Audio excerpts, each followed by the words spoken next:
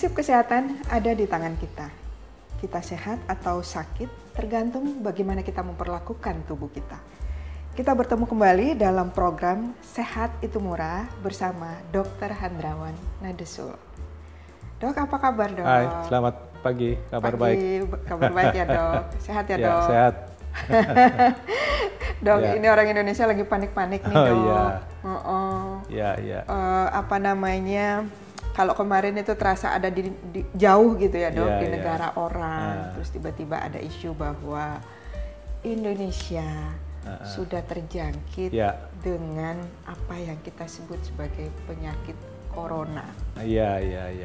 Virus ya dok? Virus.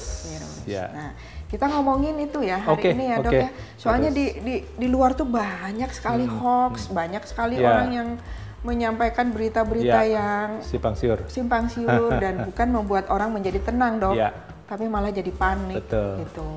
Orang memborong masker, masuk ke supermarket belanja yang gila-gilaan gitu ya dok. Nah dok, sebetulnya corona itu apa sih dok? Ya, corona virus itu ratusan ribuan ya. Jenisnya banyak sekali, corona salah satunya. Nah itu berkerabat, yang kita kenal ada beberapa, tapi yang pada manusia itu 7 jenis corona. Salah satunya yang bungsu ini ya, corona yang sekarang disebut COVID-19 ya, COVID-19. Dia satu kerabat corona tapi paling bungsu. Nah, ini apa kan yang membedakan dok? Ya, dibanding yang setiap lain? virus punya tabiat, punya sifat sendiri-sendiri. Nah, termasuk corona ini. Nah, sekerabat dengan corona ya flu burung, ya SARS, MERS ya. Nah, bedanya bahwa corona ini dia lebih cepat nular, menularnya cepat, ya, daya tularnya cepat, sehingga kita menyaksikan dari hari ke hari kasusnya bertambah.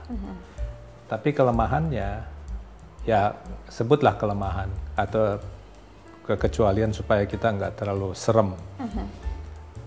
Kematian yang diakibatkan COVID-19 ini cuma 2%. Sebenarnya kecil ya dok ya, dibandingkan dengan virus-virus yang betul, sebelumnya. Kalau SARS itu sampai 15%. Jadi kalau 100 orang kena, 15 meninggal. Kalau ini kan 100 kena cuma 2 yang meninggal. Nah, cuma mungkin pemberitaan di media yang kematian sekian ribu. Ya, tapi tidak dilihat berapa jumlah kasusnya.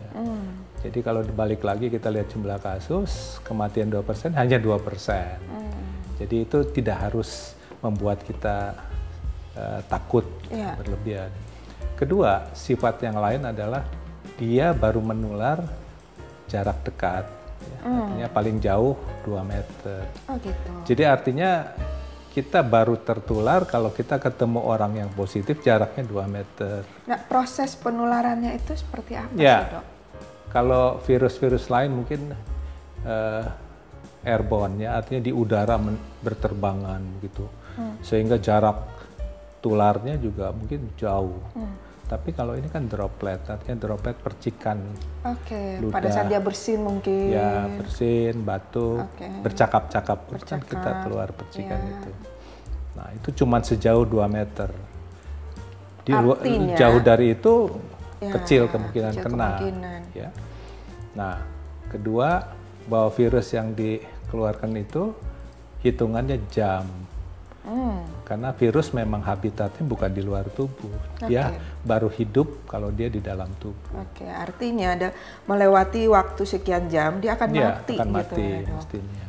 Dan dia bertahan lebih lama kalau dia di bahan-bahan yang biologis, di liur, ya, di lendir. Misalnya lendirnya banyak, jatuh ke meja, dan dia lendirnya masih tetap ada.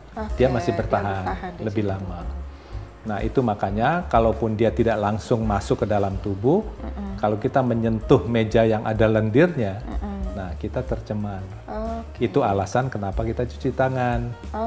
Jadi kalau kita cuci tangan, walaupun kita sudah tersentuh, kita kecil, hampir tidak ada kemungkinan tertular. Nah, dia masuk ke dalam tubuh itu melalui pernafasan. apa? Pernafasan. Jadi virus itu macam-macam cara masuknya. Pintu masuk ke dalam tubuh macam-macam. Ada kelompok yang pernafasan, yaitu corona ini semua, yang 7 macam ini. Ada yang lewat harus ditelan, misalnya polio, gitu. Itu kan ditelan. Ya. Ada juga lewat hubungan seksual HIV, misalnya itu harus hubungan seksual selaput lendir. Nah, karena dia pernafasan, artinya kita sudah tahu, maka itu tidak boleh memegang wajah. Itu ada maksudnya. Karena kalau tangan kita tercemar dan kita memegang wajah, itu kan berdekatan dengan hidung. Ya. Jadi itu dengan mudah virus masuk. Atau mengocok-ocok mata, karena selaput lendir mata juga pintu masuk virus corona. Jadi mulut, hidung, mata itu bisa menjadi pintu masuk. Maka itu jangan pegang wajah. Pegang, apalagi membersihkan hidung, ya. Mengucek-ucek mata. Itu biasanya kadang nggak nyadar ya. Nggak nyadar hidung, lain kali mata. mesti pakai jempol kaki.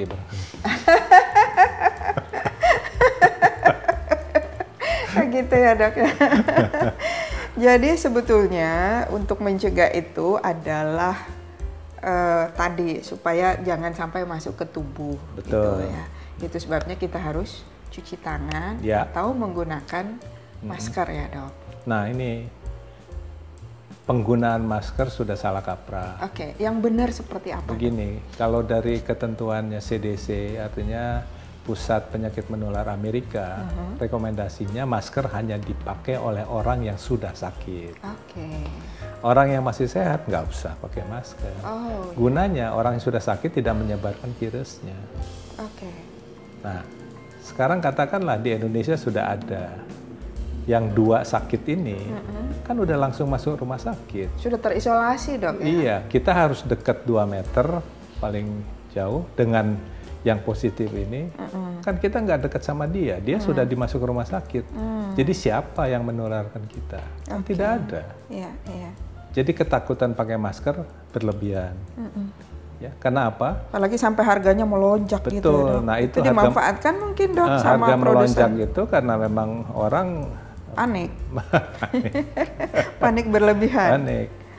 Gitu.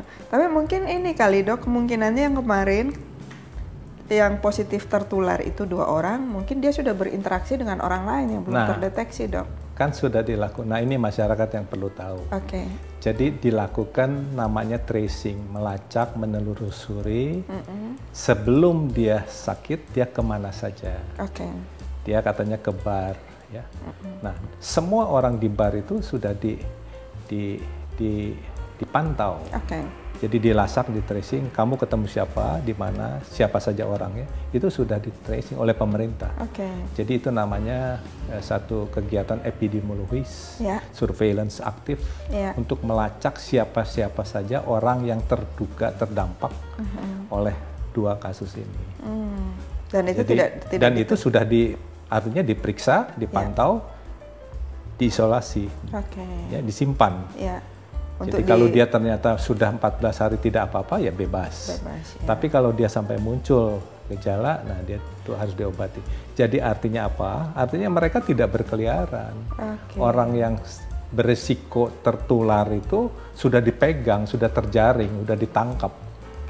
Dan 14 hari itu masa observasi sebetulnya. Masa inkubasi kita anggap dia pas ketemu baru hari pertama. Karena paling lama kan 2 minggu. Kalau sampai 2 minggu nggak ada apa-apa berarti tidak ada virus. Begitu ya. Jadi sebetulnya kepanikan yang ada di masyarakat itu sekarang ini berlebihan sebetulnya. Saya bisa maklumi. Karena masyarakat mungkin tidak sepenuhnya tahu, ya, memahami bagaimana penularan. Bagaimana seperti yang tadi ditanyakan. Jadi seolah-olah kalau sudah ada 2, semua sudah kena. Ya tentu tidak. Kita tidak mungkin bertemu atau berada dekat dengan orang yang membawa virus.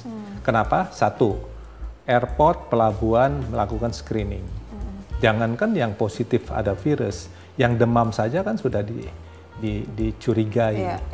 Nah itu sudah ditapis, di screen toh, di screening. Jadi nggak mungkin lolos.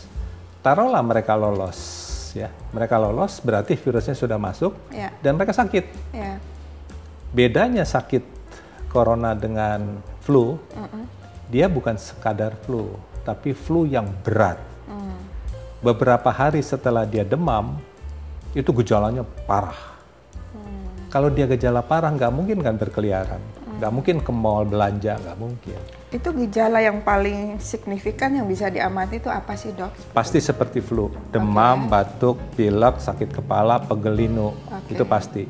Tapi satu yang menandai bahwa dia corona adalah sesak nafasnya berat, karena paru-parunya rusak. Oh gitu, langsung nyerang ke paru-paru ya, Dok? Nah, ini penyakit pneumonia itu, penyakit infeksi paru-paru yang berat karena diserang oleh virus. Ini dia rusak. Kalau dia rusak, itu terjadi distress pernafasan. Jadi acute respiratory distress syndrome, jadi serangan gagal nafas berat itu terjadi pada COVID-19. Jadi artinya apa? Jadi kalau katakanlah dia lolos dari screen, dia akan sakit. Kalau akan sakit, dia berkeliaran masyarakat, udah sesak nafas, ya tidak berkeliaran lagi dong. Dia ke rumah sakit, seperti kasus yang 2 ini, kan berobat di Depok di rumah sakit. Nah, berobat, ya terdeteksi. Nah, Anda sudah deteksi, diisolasi, nggak boleh keluar. Berarti udah nggak kemana-mana ya? Nah, yang sakit tidak kemana-mana, yang cuman bahayanya ada satu. Mereka yang sudah ada bawa virus tapi tidak kelihatan sakit. Baik, Dok. Kalau kita dengar tadi berarti sebetulnya risiko tertular corona itu dibanding dengan bagaimana masyarakat kita menyikapi itu kayaknya nggak imbang gitu ya, Dok? Terlalu berlebihan ya.